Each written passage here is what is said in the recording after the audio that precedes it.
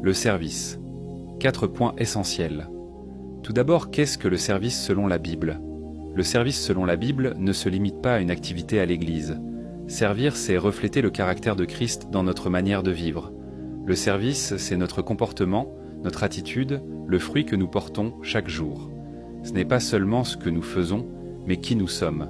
On sert Dieu à l'Église, mais aussi dans notre famille, au travail, dans la rue, dans nos paroles et nos réactions.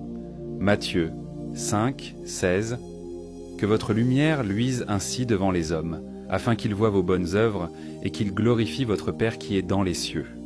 Le vrai service glorifie Dieu à travers notre vie entière. Dans ce cas, pourquoi est-il obligatoire pour le chrétien de servir? Un chrétien sauvé est un chrétien appelé à servir. Le salut produit des œuvres, la foi n'est pas passive. Si je crois vraiment, cela se voit. Jacques 2, 26. Comme le corps sans esprit est mort, de même la foi sans les œuvres est morte. Nous ne servons pas pour être sauvés, mais parce que nous sommes sauvés. Servir est la preuve visible d'une foi vivante. Alors, quels sont les dangers du service? Le danger du service n'est pas le service en lui-même, mais l'attachement désordonné à l'activité.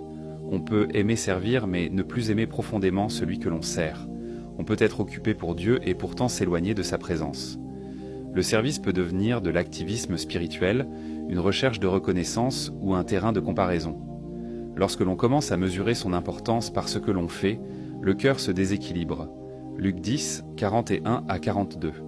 Marthe, Marthe, tu t'inquiètes et tu t'agites pour beaucoup de choses. Une seule chose est nécessaire. Le service doit naître de l'amour pour Dieu et non remplacer notre relation avec lui. Enfin, comment avoir une vie de service équilibrée? Une vie de service équilibrée commence toujours par une vie au pied de Jésus. Avant de servir, il faut demeurer. On ne peut pas donner ce que l'on ne reçoit pas. Lorsque nous restons connectés à Dieu, le service devient une conséquence naturelle de notre relation avec lui. Servir avec humilité, sans se comparer, sans chercher à briller, permet de garder un cœur sain et stable. Jean 15, 4 à 5. Demeurez en moi. Celui qui demeure en moi et en qui je demeure porte beaucoup de fruits. Le vrai équilibre, c'est servir à partir de la présence et non à la place de la présence. Le service n'est pas une activité, c'est une disposition du cœur. Ne cherche pas seulement à faire pour Dieu, cherche d'abord à être avec lui. Et ton service deviendra naturel, équilibré et puissant.